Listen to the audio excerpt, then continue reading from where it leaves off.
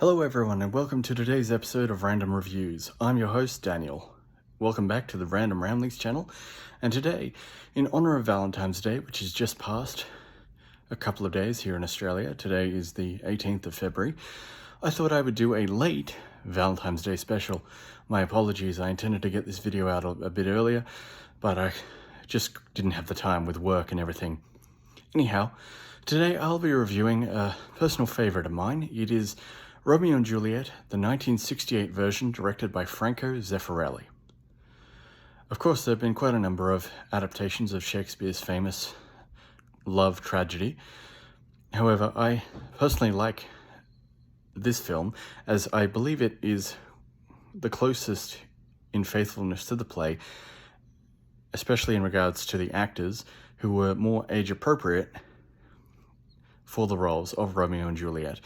And it tells a more faithful story that is compelling and engaging and doesn't sacrifice any of the Elizabethan language used by Shakespeare, as opposed to the much more commercially successful, although critically faltering from a purist standpoint, 1968 Romeo and Juliet, directed by Baz Luhrmann, and the 2013 adaptation of Romeo and Juliet, while retaining the age-appropriate level characters seen in the 1968 film, sacrifices the Elizabethan language for modern translations into English, which, while certainly appealing to a lot of people who wouldn't have seen the 1968 version or indeed familiar with Shakespeare, which is completely understandable, it does, however, I think, take away from the authenticity of the play and given the time and setting that the play is in. The movie opens in Verona, where two families, the Capulets and Montagues, families that have been feuding for centuries, have been feuding and are about to engage in a brawl. We are first introduced to Benvolio and his friend Mercutio. Benvolio is walking in a market square when he is accosted by a Capulet. A fight soon ensues between all parties concerned, a sword fight that is, which is soon broken up by the Prince of Verona, the main governing authority in Verona, who does not seem to be affiliated with either the Capulets or Montagues. His status and allegiance is never stated, however, he is the chief enforcer of the city, in a mayoral capacity perhaps, or a governor, who oversees the city and tries to maintain order and stability. He threatens both families that should a fourth brawl ensue, this being the brawl that just took place being the third, the heads of the Capulet and Montague families, respectively, shall forfeit their lives if such a breach should occur again.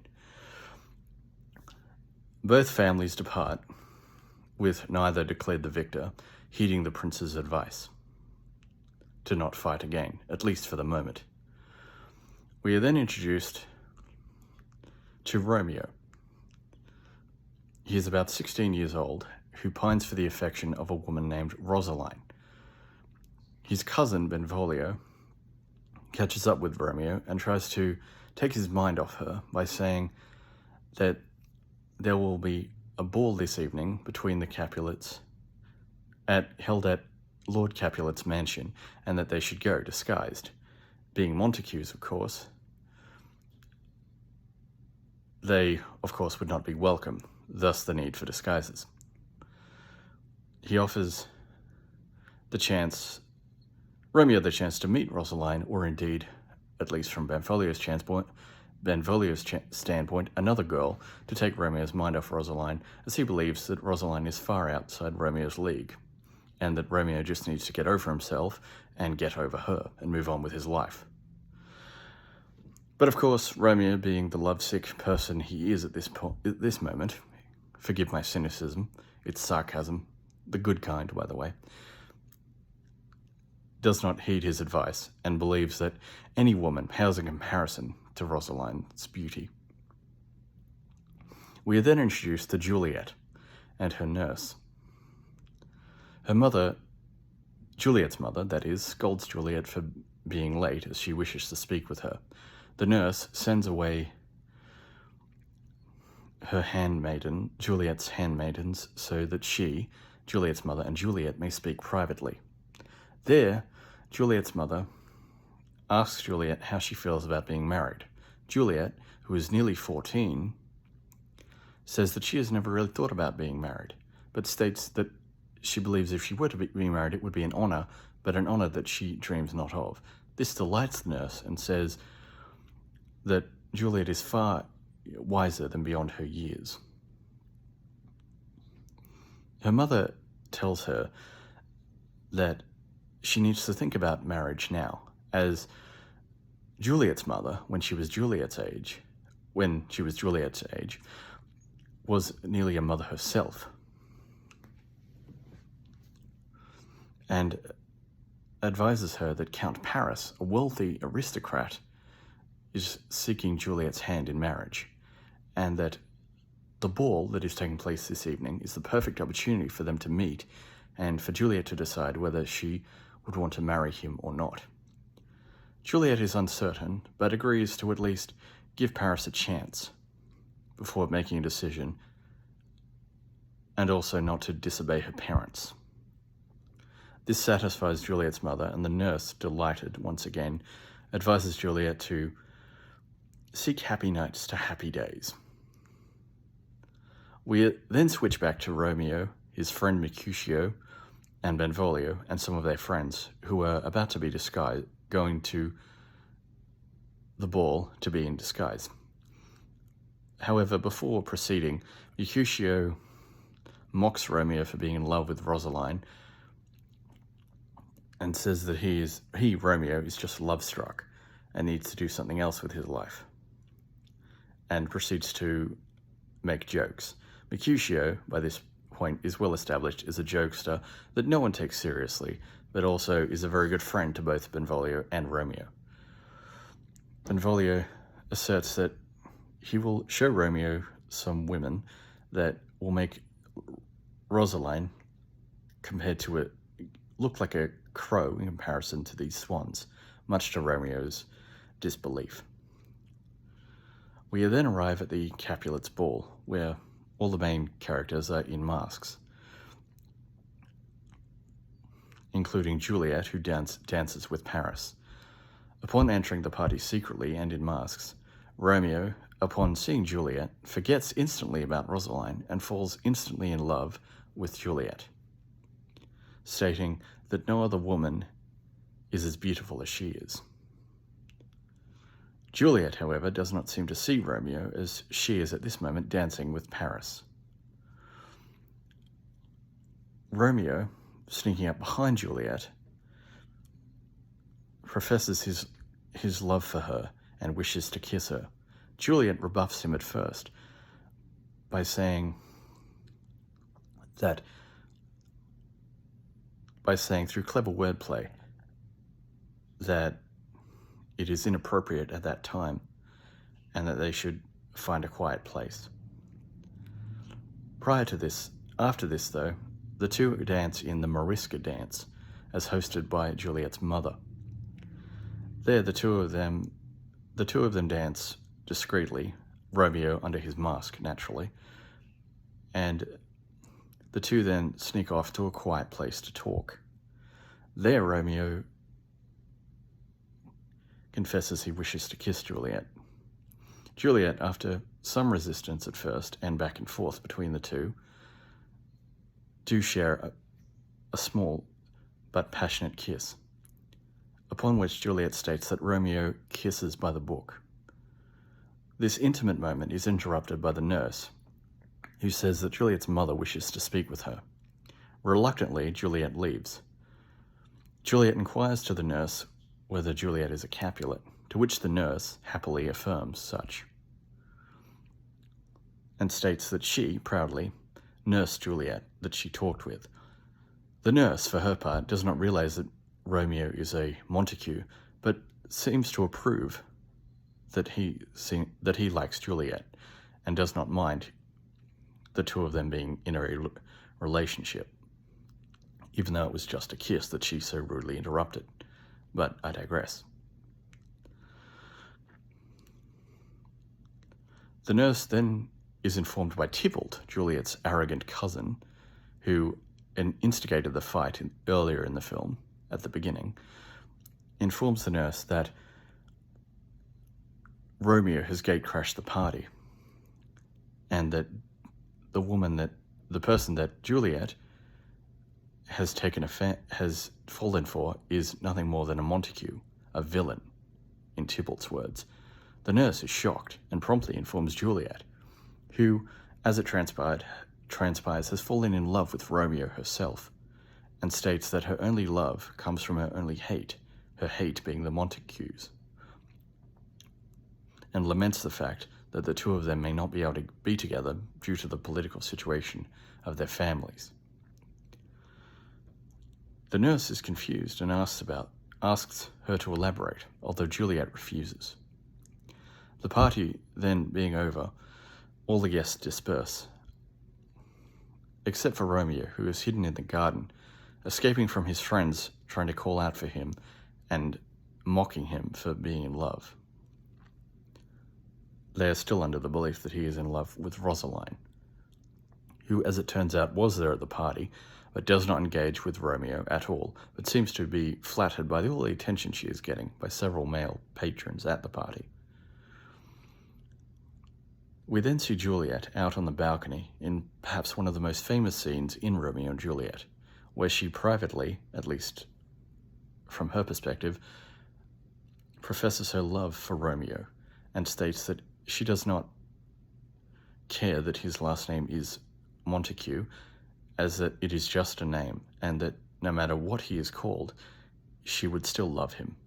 Upon hearing this, Romeo declares his passionate love for Juliet.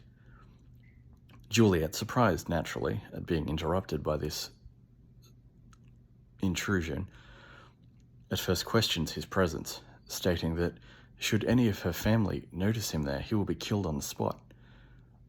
Romeo assures her that he will hide should such an event take place, as he can hide in the trees, and it is nighttime, and states that it is worth the risk of his life being in danger just to see her. He declares that Juliet asks Romeo if he loves her, to which he says yes. Juliet then states that she loves him too, but wishes it to be serious and not just an infatuation. Romeo assures her that this is the case and tries to swear an oath to her, but stumbles over his words, upon which Juliet laughs and the two engage in some passionate kissing, before Juliet, caught up in the moment, suddenly stops and then says that while this moment is a happy one, that it will take some time for the love for each other to grow, and advises him to leave, before gently taking his face in her hands and kissing him goodnight. Romeo, sad, asks her why he has to leave, and asks that if she is going to leave him, so unsatisfied. Juliet inquires as to what he means, and Romeo says that he wishes to hear Juliet state her affection for him as he has done for her. Juliet states that she has already done so, but promises to reaffirm her vows of affection. Romeo asks her why she would do this, and Juliet says it is simply being honest, and that her love for him is infinite, and that the more she gives, the more she has. The two of them embrace once again. However, this time the nurse calls out to Juliet. Juliet, exasperated, calls out to the nurse that she is on her way, and asks Romeo to stay while she goes to attend to the nurse. Romeo, jubilant, states that he must be dreaming, and that nothing this good could ever happen in his waking life. Juliet soon returns and asks Romeo if he is truly serious about his love for her, that if he is willing to marry her, to which Romeo says yes.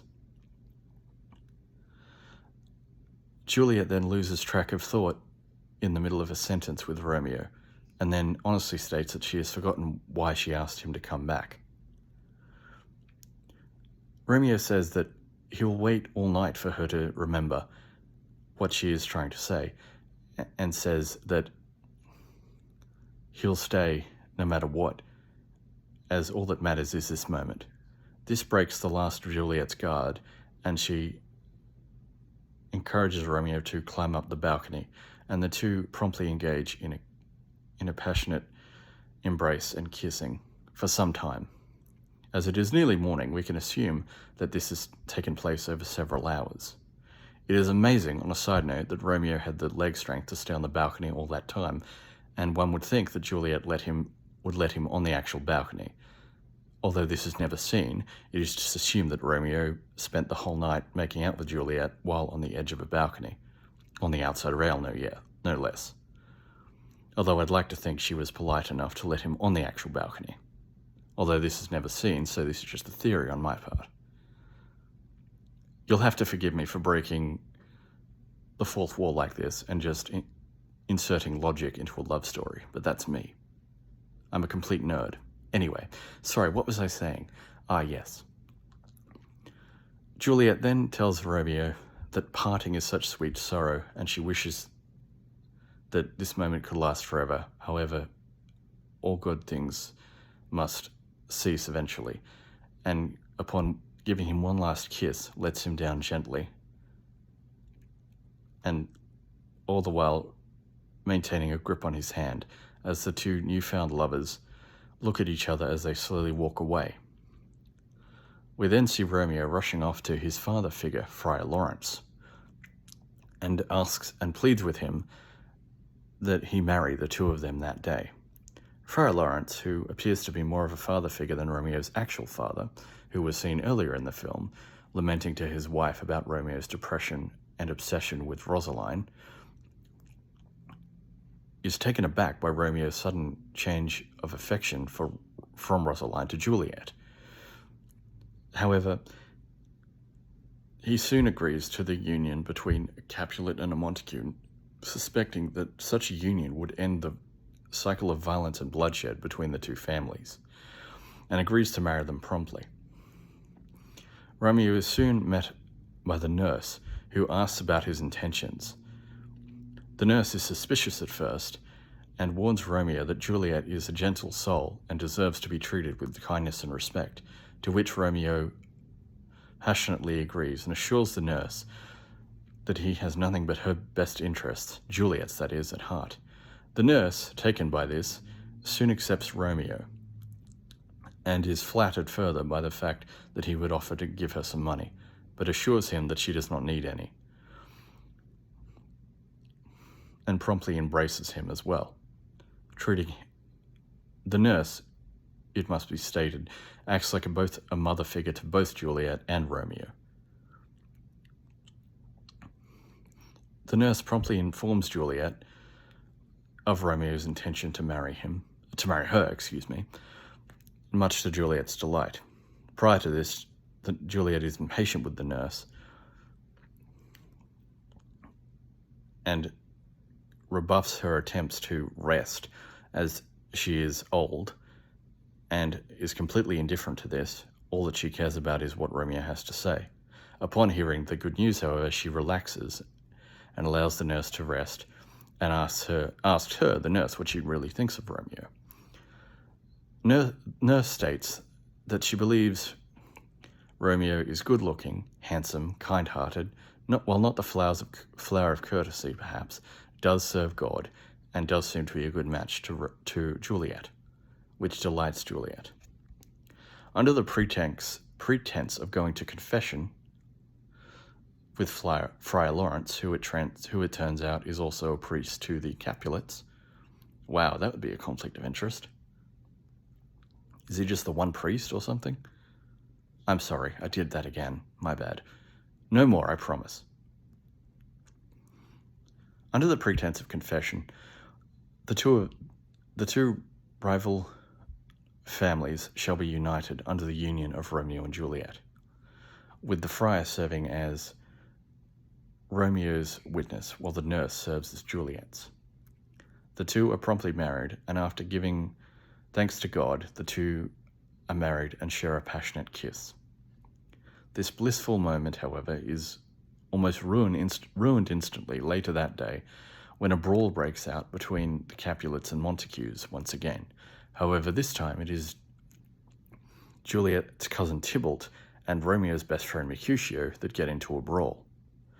Romeo, for his part, initially tries to stop the fighting, all the while trying to maintain his secret marriage to Juliet by not admitting to Tybalt that he is his cousin, stating that he loves Tybalt and wishes him no harm. Mercutio, frustrated by Romeo's lack of aggression and anger towards Tybalt, offers to take up the fight in his stead and battles Tybalt fiercely. This results in Mercutio getting killed, while Romeo, in a foolhardy attempt to protect his friend, jumps in between them, but only succeeds in distracting Mercutio, allowing Tybalt to stab him. Tybalt runs away after committing the murder, and Romeo, distraught, at first assumes that Mercutio is simply feigning injury, given the prankster that he is. Mercutio eventually confesses that he is mortally wounded and curses both houses before dying. Distraught over his friend's death and grief-stricken, Romeo charges after Tybalt, and the two engage in a fierce duel that ends with Romeo killing Tybalt.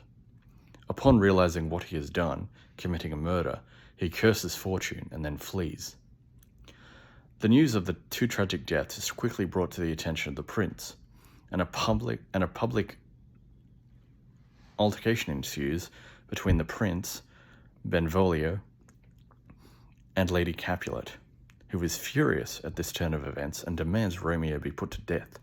The prince, however, regards Romeo killing Tybalt as an act of revenge or poetic justice for Tybalt killing Mercutio, and thus denies Romeo the death penalty, however agrees that Romeo, while being able to live, must leave Verona for neighbouring Mantua immediately and be banished for life. The news is soon brought to Romeo, who is holed up with Friar Lawrence and is devastated by the news. Meanwhile, Juliet is grieving the loss of her cousin and briefly curses Romeo, questioning whether Romeo was lying to her the whole time about his intentions and love for her. Upon the nurse cursing Romeo and wishing nothing but shame to come to him, suddenly snaps at the nurse and declares that Romeo is her husband and she loves him, and that while she still loves Tybalt, she does not hate Romeo for what he has done and is willing to forgive him, much to the nurse's surprise. The nurse advises Juliet to not stay with Romeo, that the two of them cannot carry on a relationship like this, as Romeo, being banished, will only be able to visit Juliet in secret. It soon transpires, due to Juliet's mother entering the room soon after, and father entering the room soon after to comfort a grieving Juliet, to inform her that she is to be married the next day to Count Paris, much to Juliet's shock, stating that she hates the idea of marrying Paris. This was all brought about by a conversation Paris and Juliet's father had. Paris, who has fallen for Juliet, wishes to marry her immediately, and Juliet's father, hoping that the idea of a wedding would distract his daughter from her grief. Friar Lawrence, being informed of this, disapproves, not only because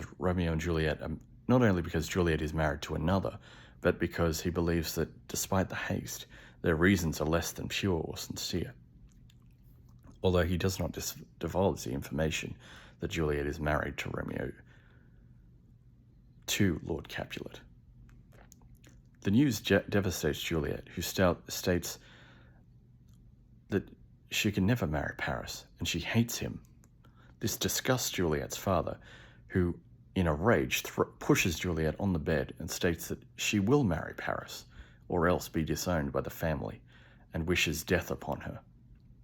and storms out, much to his wife's shock, who, while not approving of her husband's behaviour, does not offer Juliet comfort or solitude by stating that Juliet is free to do as she wants, as her mother is done with her. At her wit's end, Juliet pleads for the nurse's advice and comfort. To her shock and utter despair, however, she feels betrayed, perhaps even more so, and to her core by the nurse, who states that she believes Paris will be a better fit for Juliet, given that he is not banished, and he will be able to visit her any time he chooses, as opposed to Romeo, as even though he has escaped the death penalty, must see Juliet in secret from now on, as he is banished from Verona. Devastated, Juliet flees to Friar Lawrence and pleads with him for an answer to her problems, threatening to kill herself then and there should he not offer a solution. The friar, inspired by her courage, as he calls it, states that should Juliet have the courage and strength of will willing to take her own life, advises her to feign her own death, be buried in the Capulet crypt, and then be revived by Romeo, who shall be informed of what is happening later down the road, and the two of them can escape Verona together and live in Mantua in peace and happiness as a couple. Juliet agrees. Romeo, it transpires, at another location, is soon met by the friar, who tries to advise him that while it is not good that he needs to be banished from Verona, and indeed Juliet, he is alive and should count his blessings. Romeo, in rage and self-pity, laments that there is no life without the love of his life, Juliet, and laments that his life is over. The nurse, fortuitously, comes to the friar's chamber at this point and pleads with Romeo to come back to Juliet to spend one night with her to comfort her. This shakes Romeo out of his self-imposed pity and resolves to be with his wife, the one he loves, even if it is for one more night. Thus it is that the two lovers reunite. Juliet, for her part, forgives Romeo for the death of her cousin and merely embraces Romeo and kisses him, and the two of them make love, thus consummating their relationship. The next morning, Romeo is the first to awaken, kisses Juliet on the lips while she is still asleep, and prepares to sneak out, beginning his exile in Mantua. Juliet soon awakens, and half asleep, tells Romeo to stay with her, as it is not daytime yet, and that the birds Romeo is hearing are nightingales, not the lark. Romeo, however, tells his wife that it is daytime, and the larks are advising him to leave. Juliet, upon awakening fully, accepts this to be true, although initially Romeo is willing to stay with Juliet upon hearing her words, eventually accepts the truth that Romeo must leave. The two of them share one final kiss and some warm words before leaving, and the nurse is even there to see Romeo off safely. Juliet then takes the potion that puts her in a drugged-like sleep to make her appear dead. The nurse, later that day, I should say, enters Juliet's chamber to find her seemingly dead and devastated at her loss, which is coincidentally her wedding day to Paris, of all things. Irony, this devastates the entire Capulet family. See, just goes to show, parents out there, you should never be harsh to your children, because you never know if they're the last words you'll ever speak to your children. So always be nice, damn it. I'm sorry, I did it again. That's 3 times. I'm sorry. Not really. Anyway, I'm joking. Forgive me. Juliet is soon interned in the Capulet's vault. Romeo, now in Mantua, is soon informed by his servant and friend Balthazar of the bad news, a letter that was sent by the friar to informing Romeo of the true nature of what has been happening was not intercepted by Romeo. Thus, all he knows is some second-hand information that Balthazar had in turn heard from Benvolio, who sees Juliet lowered into the crypt himself. Sees the funeral procession. Romeo, devastated, proceeds to an apothecary where he buys a vial of poison and gives the apothecary master owner a substantial amount of money, stating a very iconic line that gold is worse poison to men's souls than the poisons that the apothecary sells. Upon entering the Capulet crypt, Romeo is confronted by the dead body of his cousin Tybalt. Romeo pauses briefly, tells his cousin that he was wrong for killing him and asks for his forgiveness before proceeding on, thus trying to redeem himself of his past sins. He then sees Juliet and marvels at her beauty, that even in death she cannot be conquered. He then embraces her and kisses her one last time. However, he is so wrapped up in this moment that he does not realize that Juliet is slowly waking up. Upon drinking the poison and opening his eyes after doing so, looking at Juliet, he finally realizes too late, just as he has drunk the poison, that Juliet is awake. Juliet calls his name, and the two of them share one final passionate kiss before Romeo collapses from the poison. Upon seeing this, Juliet tries to take some of the poison herself, but realizes Romeo has drunk the whole thing.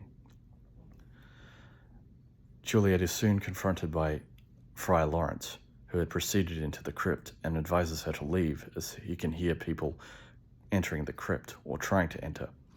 Juliet refuses. The friar runs away in fear. Juliet takes Romeo's dagger and promptly stabs herself in the heart, killing herself. However, she dies beside the love of her life. Thus, if it is true that there is a next life, the two of them shall be united forever in paradise. Thus, is this truly a tragedy? Or is tragedy just merely in the eyes of the beholder? The scene is soon discovered by the prince and the two warring families. The prince promptly berates both families for their actions, stating that it was because of them that Romeo and Juliet died as tragically as they did. However, there seems to be hope as the two families leave the funeral together beside the two lovers. Thus, there is hope that a reconciliation between the two families is possible, although never stated definitively. And that was Romeo and Juliet, 1968, directed by Franco Zeffirelli. In my opinion, a true representation of Shakespeare's play, both in setting and the 8 actors who were more closely resembled to the characters of that time, Juliet being about 13, nearly 14, and Romeo possibly being 15 or 16 years old, although he could have been 14 himself. It's never really stated his age. And personally, one of my favorite films. I especially like the balcony scene and the emotional chemistry between the two characters, especially when Juliet tells Romeo that the love they have needs time to grow and gently kisses him goodnight the first time before Romeo asks her if she will leave him like that. I found that kiss to be very sweet and intimate and very warm, and especially the end of the scene where they kiss again.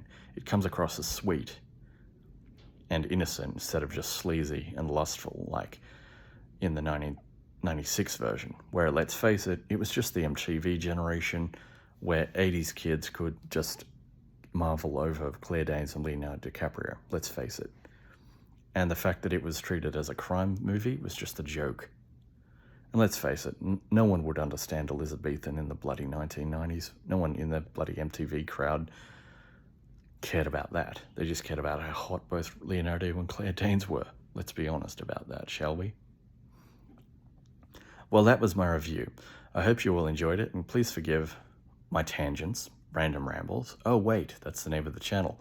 I hope you all enjoyed it, and I hope everyone did have a fantastic Valentine's Day, and that to all that you new lovers out there, I hope that you do find happiness, and always remember, you two can fight, but as long as you remember that you love each other, you two of you can overcome anything. As long as you work things out and be mature. And just because someone says something or does something that hurts you, always remember that perhaps they don't know they're doing something bad. So talk to them. Don't be angry, talk to them. It's the mature thing to do. And that goes for boys and girls. So let's face it, love is an equal opportunity offender. It doesn't matter if a guy falls in love with a girl or girls fall in love with a guy. Love is just crazy, it makes no sense, but that's one of the most wonderful things about being human and on this planet, falling in love. Just act on it. Don't let it slip you by or pass you by. Well, what would I know? I'm still 31 and single. Oh, did I say that? Anyway, I hope you've enjoyed this review. I know it's a bit late, but better late than never, as they say. Have a great day, and remember, be cool, stay cool, be safe. I'm your host, Daniel, and until next time, have a great day. Bye for now.